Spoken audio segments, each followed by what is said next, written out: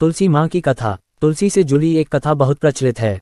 श्रीमद् देवी भागवत पुराण में इनके अवतरण की दिव्य लीला कथा भी बनाई गई है। एक बार शिव ने अपने तेज को समुद्र में फेंक दिया था।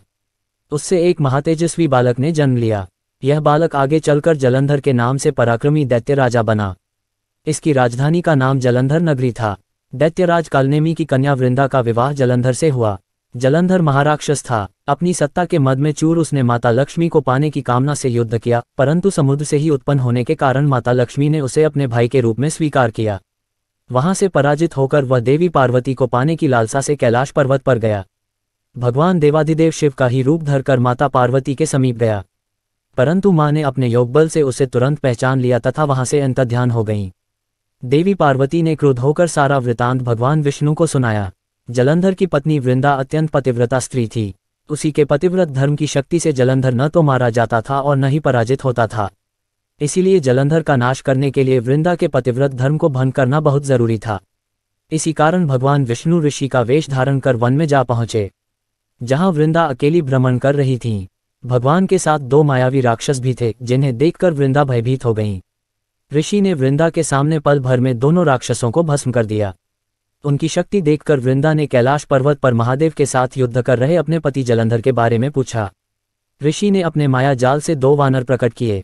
एक वानर के हाथ में जलंधर का सिर था तथा दूसरे के हाथ में धड़। अपने पति की ये दशा देखकर वृंदा मूर्छित होकर गिर पड़ी। होश में आने पर उन्होंने ऋषि रूपी भगवान से विनती की कि वह उसके पति को जीवित करें। भगवान ने अपनी माया से पुनः जलंधर का सिर धड़ से जोड़ दिया, परंतु स्वयं भी वह उसी शरीर में प्रवेश कर गए। वृंदा को इस छल का जरा आभास न हुआ। जलंधर बने भगवान के साथ वृंदा पतिव्रता का व्यवहार करने लगी, जिससे उसका सतीत्व भंग हो गया। ऐसा होते ही वृंदा का पति जलंधर युद्ध में हार गया। इस सारी लीला का जब वृंदा को पता चला तो उसने क्रुद्ध होकर भगवान विष्णु को शिला होने का श्राप दे दिया तथा स्वयं सती हो गईं। जहां वृंदा भस्म हुई वहां तुलसी का पौधा उगा। भगवान विष्णु ने वृंदा से कहा, हे वृंदा, तुम अपने सतीत्व के कारण मुझे लक्ष्मी से भी अधिक प्रिय हो गई हो। अब तुम तुलसी के रूप में सदा मेरे साथ रहोगी। जो मनुष्य भी मेरे शालिग्राम रूप के साथ तुलसी का विवाह करेगा उसे इस लोक और परलोक में विपुल यश प्राप्त होगा। जिस घर में तुलसी होती है वहां यम के दूत भी असमय नहीं जा सकते। गंगा व नर्मदा के जल में स्नान तथा तुलसी का पूजन बराबर माना जाता है।